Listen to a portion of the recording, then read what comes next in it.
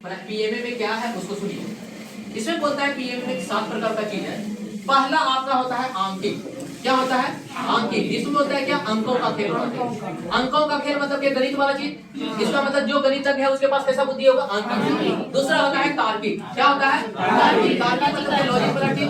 Logic मतलब क्या है कि लॉजिक लगाने का काम कौन करेगा? साइंटिस्ट वगैरह जो एक तरह से क्या रिसर्च कर रहा है, जो किसी चीज का निर्माण कर रहा है, उस लॉजिक लगाने का करता है। इसका मतलब क्या है? साइंटिस्ट मतलब वैज्ञानिक।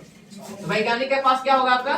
वैज्ञानिक के पास क्या रहेगा? आपका तार्किक बुद्धि। उसके बाद होता है स्मृति बुद्धि। स्मृति बुद्धि का मतलब क्या है? अगर मान लो कि कोई चीज कोई अति मतलब क्या है, कोई तेज तर्रार बालक है और उसके मेमोरी में मतलब क्या प्रतिभाशाली बालक का स्मृति ज्यादा होता है कि नहीं? इसका मतलब प्रतिभाशाली बालक के पास कौन सा बुद्धि हो जाएगा? आपका स्मृति बुद्धि। प्रतिभाशाली बालक में क्या होता है? स्मृति मतलब कि मेमोरी बहुत तीव्र होता है कि नहीं? उसके बाद होता है स्थानीय बुद्धि। मतलब स्थानीय बुद्धि। स्थानीय बुद्धि मतलब क्या? स्थानीय बुद्धि मतलब जैसे बोलते हैं क्या, बालक को एक से स्थानों के बारे में नॉलेज होना चाहिए। जैसे मान लो कि मूर्तिकार को क्या है? स्थानों के बारे में नॉलेज है, तभी एक तरह से मूर्ति सही तरीका से बना सकता है। इसका मतलब क्या होगा? स्थानों के बीच में संबंध रखता हो। मतलब अगर संबंध रखने की क्षमता, ये योग्यता रखता हो, उसके बाद बोलेंगे स्थानीय बुद्धि। इसके एग्जांपल के तौर पे हम लिख सकते हैं कि स्थानीय बुद्धि में कौन हो सकता है? आपका चित्रकार हो सकता है, आपका मूर्तिकार हो सकता है, आपका पेंटर हो सकता है, आपका एक तरह से क्या है पुरातत्ववेत्ता हो सकता है, आपको गाइड हो सकता है, घुमाने वाला हो सकता है आपको। मतलब बहुत सारा चीज जिसको स्थानों के बारे में आपको पकड़ है, नॉलेज है, उसको यहाँ पे रख सकते हैं। अगला क्या होता है आपका? भाषाई बुद्धि। क्या होता है आपका?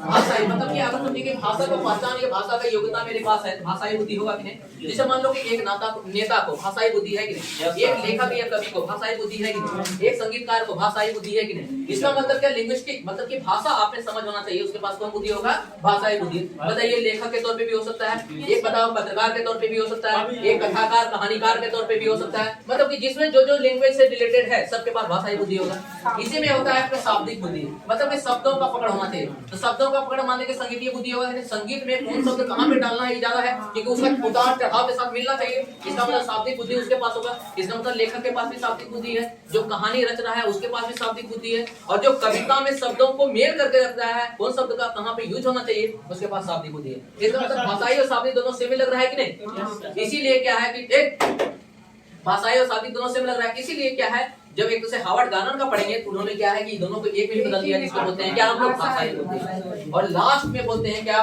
प्रति एक से क्या है? प्रत्यक्षीकरण। इसको बोलते हैं प्रत्यक्षीकरण। क्या बोलते हैं? प्रत्यक्षीकरण। कहने का मतलब कि चीजों को सामने से देखकर वर्णन करने की योग्यता। मतलब आप चीज आपके सामने है तब आप वर्णन करने की योग्यता रखते हैं, तो आपके पास कौन सा बुद्धि है? प्रत्यक्षीकरण। यही 7 प्रकार का बुद्धि को पीएमए बताया है, जिसको बोलते हैं एक तरह से क्या है? थर्स्टर। और इसी का यूज करके सब थॉर्नडाइक होते हैं। इसी का यूज करके हार्वर्ड गार्नर ने 7 तरह का बुद्धि दिया था पहले। 8वां बुद्धि के रूप में प्राकृतिक बुद्धि को ऐड किया, और 9वां बुद्धि के रूप में क्या अस्तित्ववादी है बुद्धि के रूप में। इसका मतलब क्या है? हार्वर्ड गार्नर ने 9 तरह का बुद्धि दिया और इन्होंने 7 तरह का बुद्धि दिया। क्लियर है? इसके बीच में पढ़ते हैं एक बुद्धि है जिसको बोलते हैं क्या? एक तरह से जेपी गिलफोर्ड का बुद्धि, जो कि बहुत ज्यादा इंपॉर्टेंट है। क्योंकि जेपी गिलफोर्ड का बुद्धि से चिंतन में सबसे पहले रिलेशन करने वाला जो है जेपी गिलफोर्ड ही था। जिसमें क्या है कि एक तो से बोला कि एक तो से क्या है, उसी चीज को जेपी गिलफोर्ड ने बहुत बढ़िया तरीका से संरचनात्मक सिद्धांत में प्रस्तुत किया था। उसको क्या है उसको समझ में आया ये? इसके बाद जो है 5वां हो गया छठा में जेपी गिलफोर्ड जिसको बोलते हैं कि बुद्धि संरचना का सिद्धांत। क्या बोलते हैं? बुद्धि संरचना मतलब कि स्ट्रक्चर, बुद्धि संरचना या आयामी, त्रिआयामी का सिद्धांत, ये सब पढ़ेंगे। बुद्धि संरचना का सिद्धांत या 3D का सिद्धांत। 3D मतलब त्रिआयामी, 3D मतलब त्रिआयामी। तो ये तो जेपी गिलफोर्ड ने, इसको देने वाला कौन था? J P Guilford. क्या था? जेपी गिलफोर्ड देने वाला था। अब जेपी गिलफोर्ड ने क्या है कि इसको दिया था कैसे, उसको समझो। बोला कि बुद्धि जो है 3 आयामों पे टिकी है। बुद्धि क्या है? 3 आयामों पे टिकी है। एक आयाम तो आपका एक्स एक्सिस है, आयाम मतलब डायरेक्शन। एक आयाम तो वाई एक्सिस है, एक आयाम जेड एक्सिस। बोला कि एक्स एक्सिस पे जो आयाम है उसको हम लोग बोलते हैं कि ऑपरेशन मतलब संक्रिया। क्या बोलते हैं हम? संक्रिया मतलब दिमाग लगाना, हम दिमाग चलाना, पहले बोल चुके हैं दिमाग चलाना। संक्रिया मतलब दिमाग चलाना। इसका मतलब क्या? संक्रिया जो आप दिमाग में क्रिया कर रहे हैं उसी को बोलते हैं संक्रिया। तो जेपी गिलफोर्ड ने बोला कि हमारे पास कितना तरह का संक्रिया होता है? 5 प्रकार का। अब 5 प्रकार का संक्रिया के माध्यम से किसी विषय वस्तु पर जब हम क्रिया करते हैं तो कुछ उत्पाद मिलता है। इसका मतलब अब क्या होगा? विषय वस्तु क्या होता है? विषय वस्तु। विषय वस्तु कहने का मतलब कि समस्या सामग्री। समस्या सामग्री, इसका मतलब कि समस्या सामग्री मेरे पास क्या है? कंटेंट जिसको बोलते हैं। जैसे मान लो कि कॉपी किताब में कंटेंट कैसे लिखा हुआ रहता है, वही समस्या है। तो इन्होंने क्या बोला कि संक्रिया तो करेंगे, लेकिन संक्रिया करेंगे किस पे? समस्या पे। तो बोला कि सारे समस्या, जिंदगी में जितना भी समस्या होता है उस समस्या को 4 भागों में तोड़ के रखा है। बोला कि इसी 4 में सब समस्या को तोड़ सकते हैं। जैसे मान लो कि एक समस्या ऐसे है कि पिक्चर के टर्म में दे सकते हैं, जिसको बोलते हैं कि नॉन वर्बल रीजनिंग, वो भी एक समस्या ही है। एक समस्या ऐसे है कि अंकों के माध्यम से सकते हैं, उसको बोलते हैं क्या? वर्बल होगा, शब्दों के माध्यम। एक समस्या ऐसा हो सकता है व्यवहारिक जीवन में होता है, जैसे घरेलू समस्या होता है, जैसे सामाजिक समस्या है, दुकानदार के साथ तुम लड़ गए, उसका अपना एक समस्या है। एक समस्या को शब्दों में नहीं तोड़ पाएंगे, लेकिन एक सिचुएशन में है, उसको बोलते हैं क्या? एक तो से क्या। और एक प्रतीकात्मक समस्या, जिसको बोलते हैं प्रतीकों के माध्यम से, संकेतों के माध्यम से समझ में आता है। तो 4 तरह का समस्या है। 4 तरह की समस्या के बारे में इन्होंने क्या है? तोड़ा। और बोला कि 4 तरह का समस्या जब एक क्रिया करके आती है तो उससे 6 प्रकार का उत्पाद मिलता है। कितना प्रकार का मिलता है? मतलब जो मेरा रिजल्ट मिलेगा वो 6 प्रकार का मिलेगा, और यही 6 प्रकार में से कोई ना कोई रिजल्ट मिलेगा। मतलब ये समस्या अगर इस पे करेंगे तो यही में से 6 में से कोनो न कोनो एक रिजल्ट मिलेगा। इसका मतलब मेरे पास क्या है? 5 संक्रिया है, 4 विषय वस्तु है, और 6 मेरे पास उत्पाद है। उत्पाद मतलब क्या है? रिजल्ट। रिजल्ट कितना उत्पाद है? तो वही बोला कि मेरे पास योग्यता कितना है, तो समझो। वो बोला कि अगर हम यहाँ से इसको करते हैं, यही 6 में से कोई मिलेगा। इसका मतलब इसके लिए 6 उत्पाद में से कोई मिलेगा, मतलब 6 उत्पाद हुआ। और 6 उत्पाद है, तुमको पता नहीं कि यही मिलेगा, तो 6 में कोनो मिल सकता है। मतलब प्रोबेबिलिटी मेरा कितना हुआ? 6। इसका मतलब दूसरा हम इसके लिए करेंगे तो उसके लिए भी 6 को मिलेगा। इसका मतलब इन सब के लिए 6 मिलेगा, और मेरे पास 4 गुना हो जाएगा, चारों के लिए करेंगे फिर 6 गुना हो जाएगा। इसका मतलब क्या है? प्रोबेबिलिटी देखना पड़ेगा। प्रोबेबिलिटी अगर टोटल हम निकालते हैं तो टोटल योग्यता मेरे पास कितना हो जाता है? यही आप देखते हैं 5 गुना 4 गुना 6 बराबर 120। 120 योग्यता है मेरे पास। जो अभी पीएमएम बोला कि 6 प्रकार का योग्यता है, तीनों ने रिपोर्ट ने बोला कि टोटल योग्यता मेरे पास कितना है? 120। मतलब 120 प्रकार का योग्यता है। मतलब किसी चीज को 120 तरह से हम सीख सकते हैं, ये कर सकते हैं। क्लियर है? लेकिन जेपी की रिपोर्ट ने इसको बहुत बढ़िया तरीका से बताया कि इन योग्यताओं को मेरे पास पूरा नहीं है, पूरा डेवलप भी नहीं है, धीरे धीरे ये डेवलप हो रही है। तो टोटल योग्यता में क्या है? मात्र 80 योग्यता एक तो से मेरे पास है, और 40 योग्यता का समूह ये खाली है, उस धीरे धीरे क्या है? भरा सकता है अगर बच्चा चाहे तो। क्लियर है? तो टोटल कितना योग्यता बताया इसे? मतलब क्या है? इसी को बोलते हैं डायमेंशन। इसको कैसा है? इसको बॉक्स का सिद्धांत भी बोलते हैं। बॉक्स मतलब क्या है? 3D। यही रूम समझ लो। तो रूम का वो एक्सिस जो होगा वो संक्रिया होगा, ये एक्सिस जो होगा वो आपका सामग्री हो जाएगा, और ये एक्सिस जो देगा वो उत्पाद। तो इन तीनों का जो मिलाएंगे 3D मिला कि नहीं? इसी 3D को बोलते हैं क्या? बुद्धि संरचना का सिद्धांत। मतलब बुद्धि ऐसी संरचना में है, तो ऐसी संरचना में कैसे समझेगा? तो बुद्धि का ये बॉक्स बनाया, बुद्धि का ये बॉक्स बनाया, और इस बुद्धि में बोला कि ये बॉक्स में ये जो देख रहे हैं कि छोटा छोटा घर, ये ऐसे ऐसे जो घर बना रहे हैं, ये घर एक बुद्धि, ये घर एक बुद्धि, ये घर एक बुद्धि है। तो बताओ उस सबके अगर सबको मिलाने लगे तो इस तरह बॉक्स का निर्माण होगा कि नहीं? अब बॉक्स में जो काटा हुआ रहेगा, इसका मतलब मधुमक्खी का छत्ता देखे हो? मधुमक्खी के छत्ता में जितना होल देखते हो तो वही आपका बुद्धि है, वही एक योग्यता। अब बहुत सारा मधुमक्खी का छत्ता खाली भी है, जिसमें कि भरना भी बाकी है। तो जो भरना बाकी है इसका मतलब वो अपने काबिलियत से तुम भर सकते हो, और जो है उसमें इसका मतलब वो काबिलियत तुम्हारे पास है, जम जाओ। क्लियर है? इसका मतलब जेपी की रिपोर्ट ने ये 3 तरह का चीज बताया, जिसमें कि जेपी की रिपोर्ट ने संक्रिया के बारे में ज्यादा तरीका से बताया, उसके बारे में हम पढ़ते हैं। जेपी की रिपोर्ट ने संक्रिया में 5 तरह का चीज बताया। क्या क्या बताया? सबसे पहले संक्रिया में होता है क्या? संज्ञान। क्या बोलते हैं? संज्ञान। संज्ञान करने का मतलब क्या होता है कि जो चीज हम सीखे हैं, सीखने के बाद अधिसंज्ञान में हो गया, मतलब वो समझ में हो गया, उसको समझ। जब तक तुमने समझ में नहीं होगा तब तक उस पर तुम काम कर सकते हो नहीं। इसलिए ब्लूम का टैक्सोनॉमी तुमको बताए थे। सबसे पहले क्या होता है? ज्ञान बोध तब प्रयोग। ज्ञान बोध तब प्रयोग। इसका मतलब प्रयोग तभी ना करोगे जब तुम्हारे पास संज्ञान होगा। तो वही संज्ञान है, ज्ञान मतलब समझ। तो सबसे पहले मेरे पास क्या होता है? संज्ञान होता है, मतलब चीजों को हम समझना शुरू करते हैं। जब समझेंगे तभी क्रिया कर सकते हैं। दूसरा क्या होता है? मेमोरी, स्मृति जिसको बोलते हैं। तो आप में वो मेमोरी भी होना चाहिए। ऐसा नहीं कि अगला स्टेप बनाया और पिछला स्टेप भूल गए, ऐसा भी नहीं होना चाहिए, क्योंकि संक्रिया करने का मतलब ही है कि आपको मेमोरी एक होना चाहिए। इसलिए मंदबुद्धि बालक संक्रिया करने से क्यों डरता है? क्योंकि उसको लगता है कि अगला स्टेप लिए तो पिछला स्टेप में क्या था वही खत्म हो गया, क्योंकि मेमोरी उसका साथ नहीं है, मेमोरी उसका छोटा है, तो तुरंत वो भूल जाता है, खत्म हो जाता है। इसलिए बोलते हैं क्या? उसके पास क्या है? स्मृति नहीं है। वही बोलता है कि जिसके पास बुद्धि है उसके पास ये योग्यता जरूर देखने को मिलेगा आपको। तो सबसे पहले क्या हो गया? आपका संज्ञान। दूसरा आपका क्या हो गया? स्मृति, जिसको बोलते हैं मेमोरी। मतलब क्या? एक दूसरे मेमोरी में रखना, याद में रखना, किसी चीज को ज्यादा अस्थायी, ज्यादा देर तक याद में रखना, उसी को बोलते हैं मेमोरी। मतलब रटन विद्या अलग है, यहाँ मेमोरी करने का मतलब क्या है, मेमोरी को लंबे समय तक याद करने से, रखने से। अगला क्या है, अपसारी और अविसारी चिंतन। और यही चिंतन के लिए बुद्धि को जाना जाता है। जेपी गिलफोर्ड ने किया है। इन्होंने बोला कि बुद्धि योग्यता नहीं है, बुद्धि एक चिंतन थी। अब बुद्धि चिंतन कैसा है, तो वह सृजनात्मकता से इन्होंने क्या किया है, जनरेट किया है, जिसको बोलते हैं कि अपसारी चिंतन को सृजनात्मक चिंतन बोला है। किसने बोला है, यही जेपी गिलफोर्ड ने।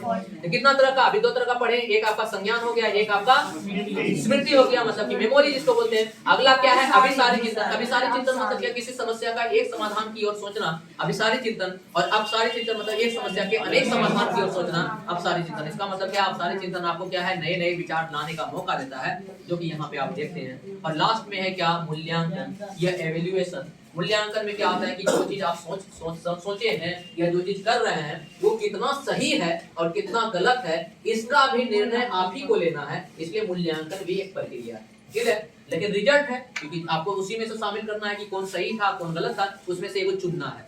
इसलिए बोलते हैं क्या, आपको 5 वो स्टेज होता है संक्रिया का, वही आपसे पूछेगा। बाकी बात ये नहीं पूछेगा कौन कौन सा चीज था। संक्रिया का 5 याद रखें, जिसे वस्तु का ज्ञान भी करते हैं। एक तो से वर्बल होता है और नॉन वर्बल होता है, एक आपका प्रतीकात्मक होता है और एक आपका व्यवहारिक होता है। और आपका क्या है, उत्पाद में 6 तरह का बतेरे की है, जिसमें क्या होता है, इकाई होता है, संबंध होता है, प्रणाली होता है। उसी में क्या है, अंतर, एक दूसरे क्या है, इम्प्लीकेशन होता है, अंतर्निहित जिसको बोलते हैं। 6 तरह का चीज है, उसी में से कोई ना कोई आपको मिलेगा। सबसे ज्यादा इंपॉर्टेंट जो चीज था वो आपका क्या है, संक्रिया। और इसी संक्रिया को बुद्धि से क्या है, जोड़ने का काम किया जेपी गिलफोर्ड ने, जिसको बोलते हैं क्या, अपसारी चिंतन। अपसारी चिंतन को सृजनात्मक सृजनात्मक। तो अपसारी चिंतन सृजनात्मक होगा, ये किसने बोला है, जेपी गिलफोर्ड ने। आप देखिए जेपी गिलफोर्ड यहाँ से भी थोड़ा सा उठ के आता है, जो सृजनात्मक से क्वेश्चन पूछता है तुमसे कि सृजनात्मकता जो होता है उसमें क्या क्या विशेषता देखने को मिलता है। सबसे पहले सृजनात्मक जहाँ जहाँ बात बोलेंगे, अपसारी चिंतन का बात हो गया, अपसारी चिंतन का बात हो गया। तो देखो अपसारी चिंतन, अपसारी चिंतन का विशेषता देखो क्या होता है। विशेषता, सबसे पहला विशेषता होता है क्या, अपसारी चिंतन में जो आपका विचार होता है वो एक तरह से नवीन विचार होता है। मतलब वो विचार किसी का कॉपी पेस्ट नहीं होता है, वो अपना नए निर्माण होता है। इसलिए सृजन है, सृजनात्मकता मतलब नई चीज का निर्माण करना। इसका मतलब क्या, मौलिक होता है। इसमें क्या होता है, मौलिकता होता है। मौलिकता मतलब ओरिजिनलिटी, ओरिजिनलिटी। ओरिजिनलिटी मतलब क्या, ओरिजिनल होना चाहिए, मतलब किसी का कॉपी नहीं होना चाहिए। ओरिजिनलिटी इसलिए बोलते हैं क्या, मौलिक। मौलिक फंडामेंटल अधिकार क्या बोलते हैं, मौलिक अधिकार। मौलिक अधिकार का मतलब क्या, ये अधिकार पहले से नहीं किसी के पास मिला था, अभी ही मिला है, मतलब नया नया है, किसी का उधार पैसा नहीं है। दूसरा इसमें क्या होता है, लचीलापन। लचीलापन, ये लचीलापन। लचीलापन कहने का मतलब क्या है कि जो चीज आपका विचार में, अगर आप इस तरह से सोच रहे हैं और आपका रास्ता अगर बंद है, अगर इस तरह से रास्ता बंद है, तो आप में ये होना चाहिए कि दूसरा रास्ता हम लेने के काबिल हैं, तभी होना चाहिए विचार। लचीलापन मतलब यही होता है कि एक टीचर के सामने अगर ये चीज आ जाता है, तो अगर एक चीज से समस्या नहीं समाधान हो पाता है, तो टीचर दूसरा रूट अपनाता है, दूसरा मेथड अपनाता है। इसका मतलब टीचर के सेक्शन में लचीलापन देखने मिला। उसी तरह क्या है, विद्यार्थी के विचार में भी, संक्रिया में भी लचीलापन देखने को मिलना चाहिए। ऐसा नहीं जो बोल दिया है उसी पे फिक्स होना चाहिए, जो बोले हैं उसमें भी सुधार होना चाहिए, जो सामने वाला बोला है उसको भी कंसीडर करने का क्षमता रखना चाहिए। इसी को बोलते हैं लचीलापन। अगला क्या है कि फ्लुएंसी, जिसको बोलते हैं कि धारा प्रवाह, मतलब प्रवाह करने का मतलब क्या है, धारा प्रवाह। धारा प्रवाह करने का मतलब क्या है, किसी चीज को आप बहुत बढ़िया से कॉन्फिडेंस से बोल सकते हैं, तो वही बोल सकता है जो रटा नहीं है, जो रटा नहीं वो समझा है, मतलब चीजों का निर्माण बोल सकता है। बताओ अगर मोदी जी को भाषण देने बोलेगा, तुमको भाषण देने बोलेगा, दोनों का अंतर है कि नहीं। मोदी का कॉन्फिडेंस इतना ज्यादा है तो कुछ बोलेगा, उसको शब्दों को बदल देगा 2 सेकंड। तुम बोलेगा आपने ये बोला, ये तो मतलब कुछ और, लेकिन तुमसे बोलेगा तुम पकड़ा जाओ। इसका मतलब क्या है कि धारा प्रवाह बोलने का वही होता है जिसको बोलते हैं अपसारी चिंतन। मतलब कि बहुत सारा विचार उसके मन में है, ये नहीं कि एक ही विचार पे जा रहा है, एक ही विचार पे जाएगा, वहां गाड़ी आया रुक गए, अच्छा बहुत ज्यादा विचार हुआ, ये रुका, अगले होता है। इसलिए इंटरनेट जो पास होता है वो अपसारी चिंतन पे बेस्ड होता है। ये इंटरनेट सिग्नल जो पास होता है, ये सिग्नल यहाँ पे एक सही है सर्वर, यहाँ पे भी सर्वर है, और इस सर्वर से जाने का अलग रास्ता है, बहुत से रास्ता है। आप जितना पैसा देते हो उतना सर्वर का आपका रूट मिलता है। तो मान लो कि साइबर कैफे वाला अटैक किया इस सर्वर पे, इस सर्वर पे अटैक किया, मतलब इस सर्वर से अगर पैसा ट्रांसफर हो रहा है तब तो पैसा हैक हो गया, लेकिन अगर दूसरे सर्वर से पास हो रहा है इसका मतलब पैसा हैक नहीं हुआ। तो हैकर भी देखता है कि सर्वर में लाइनिंग कौन सा होता है, कौन सा लाइनिंग को उसको ट्रैक करना है। तो उसी तरह से इसमें मतलब क्या है, विचारों का बहुत सारा आदान प्रदान, ताकि कि सामने वाला को चकमा दे सके। उसी तरह यहाँ पे है क्या, आप क्या है, धारा प्रवाह बोलने का मतलब कि विचारों में आपका क्या है, नवीनता होना चाहिए, विचार आपका विभिन्न अलग अलग तरीका से होना चाहिए, और बहुत सारा विचार होना चाहिए, तब होना। ये 3 चीज बहुत ज्यादा इंपॉर्टेंट है। एक तो क्या है सृजनात्मक या कार्यशील करते हैं। क्लियर है? इसी में अगला जो पढ़ते हैं एपी गिलफोर्ड के बाद उसमें पढ़ते हैं क्या है थर्स्टन का सिद्धांत, जिसको बोलते हैं कि त्रिस्तरीय सिद्धांत। देखिए थर्स्टन ने क्या किया था, एक तो संज्ञानात्मक विकास, संज्ञानात्मक के आधार पे बालक को 3 भागों में बांटा। अब बोला कि 3 तरह के बालक ही देखा जाते हैं और 3 तरह के बालक में 3 तरह का क्या होता है आपको बुद्धि मिलता है, जो कि पहला होता है विश्लेषणात्मक। क्या होता है पहला? विश्लेषणात्मक। अब विश्लेषणात्मक इसको लिखे रहते हैं, कार्य समझना होना चाहिए तुमको। जाके एक बार वीडियो देखना, ये नहीं देखना कि हमरा वीडियो बढ़ाने के लिए, एक बार देखोगे वीडियो तो कम से कम समझ में आया, क्योंकि यहाँ पे सुन रहे हो एक श्रोता जैसा। हम वहाँ वीडियो जब देखोगे कुछ अलग मिलेगा, इसलिए पूरा वीडियो तो हम अपलोड नहीं करेंगे क्योंकि हैकर लगा हुआ है यहाँ पे, कुछ हो सकता है। पूरा कर दीजिएगा। अभी सब्सक्राइब कराएंगे सब जगह। सही समय पे चैनल खोले हमने। सही कराएंगे।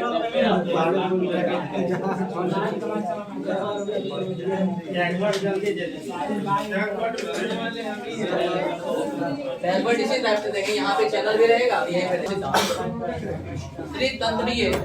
त्रितंत्रीय सिद्धांत, बुद्धि का त्रितंत्रीय सिद्धांत था।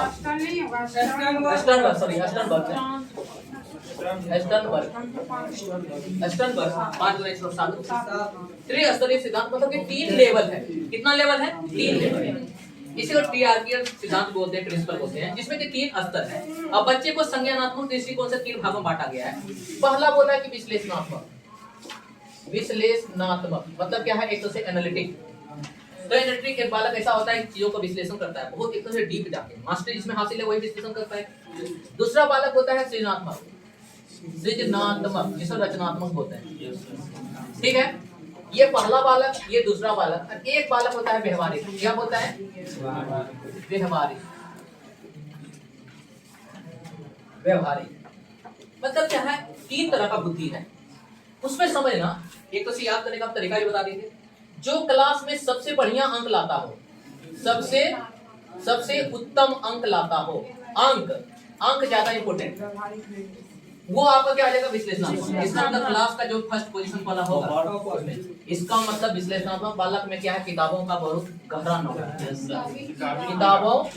किताबी कीड़ा तो बोल सकते हो, किताबी कीड़ा मतलब क्या है कि बुक का आपका डीप नॉलेज होगा, तभी अंक बढ़िया आ रहा है। हो रहा है ना? सृजनात्मक बालक में क्या है कि बुक का उतना बढ़िया नॉलेज नहीं होगा, लेकिन क्या है बुक और बाहर की दुनिया दोनों के बारे में समान तुल्य है। मतलब जितना बढ़िया क्लास में है उतने बढ़िया क्लास के बाहर है। इसलिए इस बच्चा का क्लास में उतना बढ़िया अंक नहीं आ पाता जितना अंक इसका आता है। इसका मतलब क्या? क्लास में विश्लेषणात्मक चाइल्ड से क्या होता है? कम ही इसका क्षमता होता है या अंक होता है। इसका मतलब क्या है कि यह बालक किताबी ज्ञान के साथ साथ व्यवहारिक ज्ञान भी होता है। क्या ज्ञान होता है? व्यवहारिक मतलब व्यवहारिक में कैसे कैसे क्या करना है, व्यवहारिक ज्ञान भी होता है। और आइए ना, और नहीं है दीजिए उधर बेंच डेस्क, और उतना तो है उस पर टेबल आती है, लाइए फुल लाइए।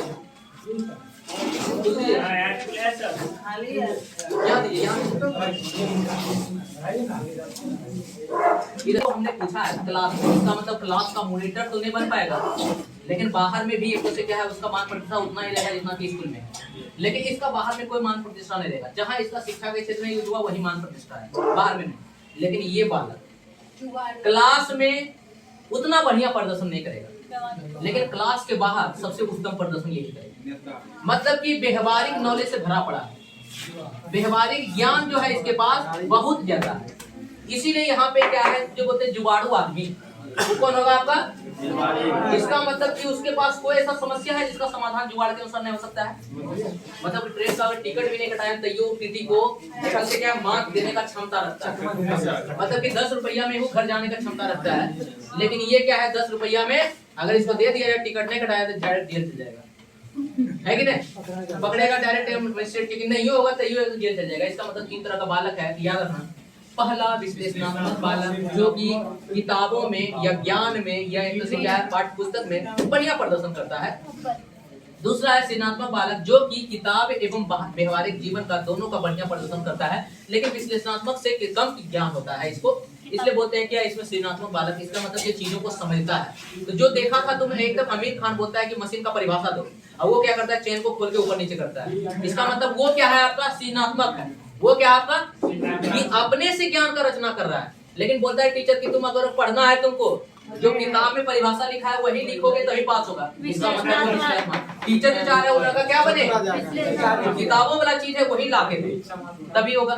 और यहाँ पे क्या है, व्यवहारिक जीवन का मतलब कि अपने से चीजों को ऐड कर सकते हो। इसी कारण इसका क्या होता है, क्या कि जब एग्जाम देता है तो टीचर देखता है क्या खुद से क्वेश्चन ऐड किया, मतलब ऐड किया है अपने से, इसीलिए क्या है टीचर एक दूसरे गुस्सा आता है और बढ़िया नंबर भी नहीं देता है।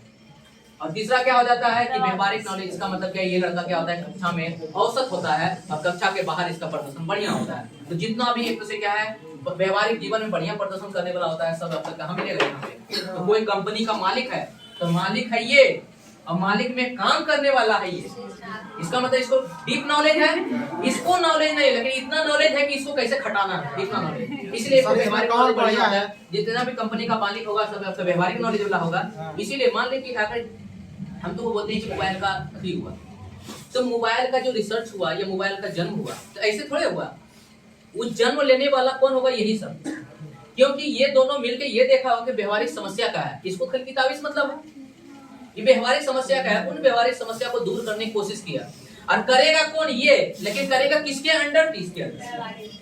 बताओ इतना है सर इसमें सबसे बेटर तुम्हारे अनुसार देख लो तुम किसमें हो, किसमें हो, किसमें हो, किसमें हो। एक वो लक्षण नहीं दिख रहा हमको लग रहा है क्योंकि तुम जो है अपने अंदर किसी को खटवा भी नहीं सकते हो, नया नया विचार ला भी नहीं सकते हो, और किसी सब्जेक्ट का डीप नॉलेज भी नहीं है। सोचो तुम कहाँ पे। हस्टन ने एक वैसे क्या, हस्टन बोलते हैं, हस्टनबर्ग ने क्या है किसी को दिया है और किसी का अलग अलग नाम बताया है। क्या एक तरह से विश्लेषणात्मक ये भी बताए हैं, और सृजनात्मक को एक तरह से अभिसारी चिंतन भी भी बताए हैं, और आपका व्यवहारिक को प्रासंगिक भी बताए हैं आपको। ठीक है, ये सब आपका क्या होता है अलग अलग नाम देता है जो कि क्वेश्चन होता है संदर्भित या प्रासंगिक ये होता है। अब इसके बाद दोनों बचा है सिद्धांत में, जिसको अलग अलग छोटा मोटा सिद्धांत है। वो छोटा मोटा सिद्धांत का कोई मतलब नहीं, करौले मुख का सिद्धांत ध्यान पे करके दिया है। तो अब जो है परीक्षण पढ़ते हैं सिद्धांत का, ये अति बुद्धि का परीक्षण पढ़ते हैं। परीक्षण पढ़ने के पहले बुद्धि का प्रकार पढ़ लेते हैं, क्योंकि प्रकार आपका बाकी है अभी, ठीक है ना। तो परीक्षण थोड़ा बाद में पढ़ते हैं, पहले बुद्धि का प्रकार पढ़ते हैं। तो बुद्धि का प्रकार जो है अलग अलग मनोवैज्ञानिक ने बुद्धि को 3 प्रकार में बांटा है, जिसमें सबसे पहला मनोवैज्ञानिक आया था थॉर्नडाइक और गेरे। क्या आया था, थॉर्नडाइक और गेरे। उसमें बोला है कि बुद्धि का कितना प्रकार है, मतलब टाइप्स ऑफ इंटेलिजेंस, बुद्धि का प्रकार, बुद्धि का प्रकार, बुद्धि का प्रकार मतलब टाइप्स कितना है। इसमें सबसे पहला जो बुद्धि है उसको बोले कि मूर्त बुद्धि। उसको क्या बोले, मूर्त बुद्धि। तो पहला बोला कि मूर्त बुद्धि, इसका मतलब क्या है, ऐसा बुद्धि जो हम देख के अगर किसी चीज को क्षमता, अगर समस्या समाधान करता है तो मूर्त बुद्धि। जैसे मान लो कि अगर साइकिल पंचर, साइकिल सामने देखा है उसके बाद पंचर लगा के, उसको क्या बोलेंगे, मूर्त बुद्धि। अब यहाँ पे एक साइंटिस्ट अनुमान लगा रहा है, इसका मतलब अमूर्त बुद्धि हुआ कि नहीं। तो मतलब साइंटिस्ट के पास कैसा बुद्धि हुआ, अमूर्त बुद्धि। तो एक होता है आपका सामाजिक बुद्धि। क्या होता है, सामाजिक, मतलब कि सामूहिक बुद्धि या सामाजिक बुद्धि। मतलब सामाजिक बुद्धि में मतलब क्या, समाज को समझने की योग्यता रखने वाला। अमूर्त बुद्धि में क्या है कि चीजें सामने नहीं है उसके बारे में सोच पा रहा है, अमूर्त बुद्धि। और एक दूसरे मूर्त बुद्धि में क्या है, चीजों को सोच पा रहा है। तो मूर्त बुद्धि को 2 तरह से बुद्धि बोलते हैं, एक मूर्त बुद्धि बोलते हैं और एक यांत्रिक बुद्धि बोलते हैं। क्या बोलते हैं, यांत्रिक। यांत्रिक करने मतलब क्या, मशीन, टूल जिसको बोलते हैं, औजार, है ना। यांत्रिक करने मतलब क्या, औजार या टूल। इसका मतलब क्या है, जब चीजों को सामने रख कर सॉल्व करते हैं, यांत्रिकी बुद्धि कहलाती है। इसी को 2 मनोवैज्ञानिक आता है, जिसमें पहला मनोवैज्ञानिक है गैरिट। क्या है, गैरिट। गैरिट बोलता है कि बुद्धि 3 प्रकार का होता है। एक बुद्धि आपका मूर्त होता है, दूसरा बुद्धि आपका अमूर्त होता है, और तीसरा बुद्धि आपका सामाजिक होता है। ठीक है ना। इसी में आता है कि थॉर्नडाइक बोलता है कि नहीं, ऐसा नहीं है। जो आप मूर्त बुद्धि बोल रहे हैं उसके लिए क्या है, थॉर्नडाइक ने यांत्रिकी शब्द का प्रयोग किया है। ये होता है कि यांत्रिकी बुद्धि होता है, दूसरा क्या होता है, अमूर्त बुद्धि होता है, अमूर्त बुद्धि होता है, तीसरा क्या हो जाता है, सामाजिक बुद्धि। इसका मतलब सब दोनों मिला हुआ सब सेम है, खाली पहला बुद्धि में दोनों में अंतर है। ये यांत्रिकी बुद्धि को बोलिया है थॉर्नडाइक ने, क्योंकि बोलते हैं कि थॉर्नडाइक यंत्रवत शिक्षा होता है। यंत्रवत करने का मतलब क्या है, जितना प्रैक्टिस करोगे। इसका मतलब थॉर्नडाइक मानता है कि मशीनी बुद्धि है, ना कि मूर्त बुद्धि है। तो मशीन ज्यादा इंपॉर्टेंट है, वही मशीन को बोलते हैं यांत्रिक, मतलब मैकेनिकल, मतलब यांत्रिकी। तो ये 3 तरह का बुद्धि बताया था। बुद्धि है क्या, समझ लो, जब चीजों को देखकर समस्या समाधान करने की क्षमता किसी बच्चे में है तो उसके पास कौन सा बुद्धि है, मतलब सामने देखकर, मतलब क्या है, सामने देखकर सामने देखकर चीजों को समस्या समाधान करने की योग्यता आपके पास है। कौन सा बुद्धि है आपका? जैसे अगर यहाँ पे तुमसे पूछे, मान लो कि गाड़ी मैकेनिक, कैसा बुद्धि है? जैसे मान लो टीवी मैकेनिक, कैसा बुद्धि है? यांत्रिक बुद्धि। इसका मतलब ये सबके पास यांत्रिक बुद्धि है। लेकिन ये डॉक्टर, कैसा बुद्धि है आपका? यांत्रिक बुद्धि, क्योंकि सामने औजार है, सामने चीरफाड़ करना है, सब ये यांत्रिक है। यहीं पे पूछेंगे अमूर्त बुद्धि। अमूर्त बुद्धि का मतलब कि जो चीज सामने ना था उसके क्या है, उसके समस्या का भी समाधान करने की क्षमता आप में है, कैसा बुद्धि हो जाएगा?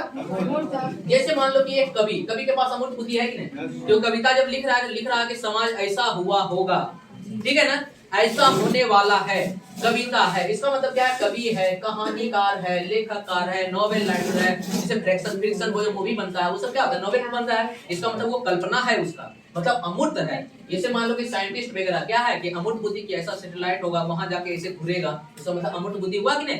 बुद्धि हुआ। अब इसी में सामाजिक बुद्धि। सामाजिक बुद्धि किसका मतलब क्या है? समाज सेवी या नेता। मतलब कि नेता के पास कैसा बुद्धि होता है? क्योंकि उस समाज को बहुत बढ़िया तरीका समझ सकता है, लेकिन तुम समाज को नहीं समझ पाएगा, इसीलिए क्या है, तुमको वोट नहीं मिलेगा और नेता को वोट नहीं मिलेगा। उसको पता है कि समाज को कैसे एक दूसरे प्रोत्साहित कर सकते हैं या समाज को कैसे जोड़ सकते हैं। इसे बोलते हैं कि समाज को जानने की क्षमता रखने वाले बुद्धि क्या कहलाएगा आपका? सामाजिक बुद्धि, जो कि समाज सेवी, टीचर, नेता, इस सब में बहुत बढ़िया तरीका से आता है। क्लियर है? ये तरह का बुद्धि का आपका प्रकार था। इसी बुद्धि के प्रकार में क्या है कि इसी बुद्धि को मापने के लिए सबसे पहले स्टर ने आता है, सबसे पहले टर्मन स्टर आता है और बुद्धि का मापन करता है। तो बुद्धि का मापने के लिए टेबल बनाया, जिसको बोलते हैं टर्मन टेबल। क्या बनाता है? Terman table. और टर्मन क्या किया? बुद्धि को मापा, और बुद्धि को मापने के लिए टर्मन ने बहुत तरह का सूत्र का उपयोग किया है। कैसे कैसे सूत्र का जन्म हुआ है उसको समझिए। इसमें टर्मन आता है सबसे पहले, एक तो बुद्धि मापन IQ, इसको बोलते हैं क्या? IQ, intelligence quotient, intelligent, TELI, intelligent quotient. मतलब क्या है? बुद्धि लब्धि, बुद्धि लब्धि। बुद्धि लब्धि मतलब होता है किसी बच्चे का IQ, क्योंकि बुद्धि लब्धि तो एक्यूरेट होता नहीं है, इसलिए एक क्वेश्चन इसी में पूछा गया है कि बुद्धि लब्धि के तौर पे जिस बच्चे का अगर मान लो कि बुद्धि मापा जाता है, तो पूर्ण रूप से बुद्धि मापा जाता है कि पूर्ण से कम ही मापा जाता है? मान लो कि मेरे पास एक बुद्धि है, कम ही मापा जाएगा। कैसे? समझो। जैसे कि बुद्धि लब्धि मापने के लिए हमने क्वेश्चन बनाया और बोले कि ये क्वेश्चन का जो 100 में से 100 जवाब दे दिया, उसका बुद्धि लब्धि 140, या मान लो कि उसका बुद्धि लब्धि 200। डायरेक्ट बोलो, एक क्वेश्चन पे 200, एक क्वेश्चन पे 2 बुद्धि लब्धि। तो 100 क्वेश्चन बनाया, उसका बुद्धि लब्धि कितना है? 200। और कोई आदमी है कि 50 क्वेश्चन बनाया, उसका बुद्धि लब्धि कितना है? 100। लेकिन ये 100 बुद्धि लब्धि वाले पास इतना भी क्षमता भी था कि क्वेश्चन की जगह पे एक दूसरा क्वेश्चन बनाता तो उसका भी बुद्धि हो जाता है। लेकिन वो क्वेश्चन दिया गया है नहीं। इसका मतलब जितना मेरे पास बुद्धि है उससे कम ही माप रहा है, उतना मापने का क्षमता भी करने की। इसलिए क्या है, इसको ऑब्जर्वेशन करते हैं। मतलब बुद्धि को मापा तो नहीं जा सकता है, बुद्धि विकास में पढ़ा है, बुद्धि गुणात्मक है और गुणात्मक चीजों को मेजरमेंट नहीं किया सकता, उसको क्या है फील या ऑब्जर्व कर सकते हैं। तो ऑब्जर्व कर सकते हैं मतलब यही ऑब्जर्व मतलब क्या, अवलोकन के माध्यम से करते हैं कि चीजों को हमने देखा और ऐसा क्वेश्चन बनाया लेवल में और वो लेवल में क्या है तैयार किया। इसका मतलब बुद्धि लब्धि किसी बच्चे का अगर मापा जाता है तो पूर्ण रूप से मापन नहीं करवाता है। IQ क्या होता है? किसी बच्चे का बुद्धि का पूर्ण रूप से मापन, मतलब कि पूरे तरीका से मापन नहीं हो पाता है। उसमें क्या होता है, उसके करीब तक पहुंचता है लेकिन पूरे मापन नहीं होता। अगर किसी बच्चे में क्या 100 ज्ञान है तो बुद्धि लब्धि 90 ज्ञान को ही माप रहा है, 10 ज्ञान अभी भी छुटा हुआ है बच्चे में, है ना। इसी को बोलते हैं कि पूर्ण रूप से मापन नहीं होता है। तो इसी बुद्धि लब्धि के मापन के लिए सबसे पहले आता है क्या आपका एक तो से क्या है बिने, अल्फ्रेड बिने। और अल्फ्रेड बिने 1905 ईस्वी में आके एक तो से क्या है बहुत सारा सूत्र देता है और उस सूत्र में जो यूज होता है सबसे बढ़िया वो क्या होता है आपका मानसिक आयु। क्या होता है आपका मानसिक आयु। सर कभी भी अधिक नहीं नापा जा सकता है, कभी देता है ऑप्शन में कि और कम बेसी। बुढ़वा कहेगा जितना तुम्हारा क्षमता जितना क्वेश्चन का जवाब देगा उतने तुम्हारा बुद्धि आएगा, अधिक कैसे हो जाएगा। कभी कभी छोटा बच्चा भी बता देता है। अरे एक बाल्टी है, एक बाल्टी को डुबाएंगे तो बाल्टी से ज्यादा पानी आ जाएगा। नहीं कमी आएगा, कमी बराबर हो जाता है आएगा ना। उसमें केला के पत्ता लेके आना बराबर। देखो यहाँ पे बुद्धि के मापन के लिए सबसे पहले कौन आया था? कोशिएंट का फार्मूला जो आया था उस सबसे पहले देने वाला कौन था आपका बीने, सबसे पहले बीने, अल्फ्रेड बीने। और अल्फ्रेड बीने क्या है 1905 ईस्वी में आता है और एक तो से लड़के का वर्गीकरण करता है और वर्गीकरण करके 3 तरह का बालक के बारे में बताता है। एक तो आपका क्या है सामान्य बालक, एक आपका क्या है सामान्य बालक, एक सामान्य से ऊपर क्षमता वाला बालक, एक सामान्य से नीचे क्षमता वाला बालक।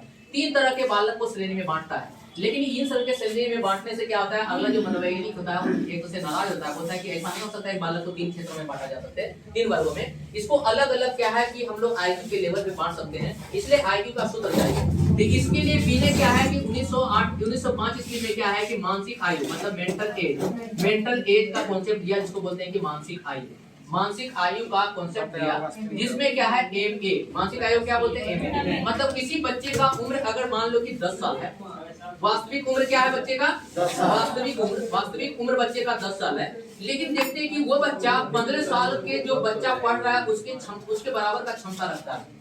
इसका मतलब इस बच्चे का जो मानसिक आयु हो गया 15 साल हो गया, लेकिन रियल आयु कितना हो गया आपका। इसका मतलब क्या, उसी उम्र के एक बच्चे में किसी का मानसिक आयु 15 भी हो सकता है, किसी का मानसिक आयु 11 भी हो सकता है, किसी का मानसिक आयु 8 भी हो सकता है। इसी के अनुसार बोला क्या, अगर जो बच्चा जितना उम्र है, अगर उस उम्र के अनुसार अगर सोचने समझने का क्षमता उसके पास नहीं है, इसका मतलब उसके नीचे है, और नीचे है इसका मतलब वो क्या होगा सामान्य से नीचे। अगर उस उम्र के अनुसार सोचने का क्षमता है तो सामान्य वाला, अगर उस उम्र से ऊपर के सोचने का क्षमता है तो सामान्य से अधिक। इसीलिए इसको बांटने का काम किसे किया है कि मानसिक आयु से। इसलिए मानसिक आयु के आधार पे एक से क्या है बीने ने 3 तरह के वर्गों में बांटा है बालक को, एक सामान्य से ऊपर और सामान्य से नीचे। लेकिन क्या है यहीं पे स्टर्न आता है, क्योंकि एक तो से क्या है 1905 ईस्वी के बाद 1908 ईस्वी में पहला संशोधन करता है एमन बीने स्केल का, और एक तो से इसका दूसरा संशोधन होता है 1911 ईस्वी में, और यहाँ पे बीने का मृत्यु हो जाता है। और मृत्यु होने के बाद स्टर्न यहाँ पे जिंदा होता है, और जिंदा होने के बाद स्टर्न सबसे पहले आईक्यू का फार्मूला देता है। क्लियर है? तो आईक्यू का फार्मूला देने का काम किसने किया था सबसे पहले? स्टर्न। लेकिन आईक्यू शब्द देने वाला कौन था आपका? आईक्यू का फार्मूला देने वाला कौन था? स्टर्न ने। और आईक्यू के फार्मूला में 100 से गुना करने वाला कौन था? टर्मन ने। क्लियर है? इसको मिटाते हैं, यहाँ लिख देते हैं। अरे सब बोलते हैं रिकॉर्डेड हो रहा है, इसी चीज को रिकॉर्ड कर रहे हैं। गड़बड़ा गया ना, सुनना 5 बार। अब किसी को मिर्गी उर्गी लग रहा है और बोलना पानी उर्गी लाया हो, दे दो पानी। देखो वहाँ बोतल खाली है, पानी लाइए।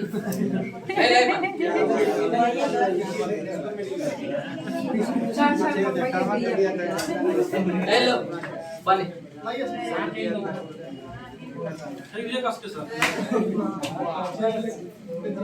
देखो यहाँ पे आईक्यू के बारे में मतलब की बुद्धि लब्धि।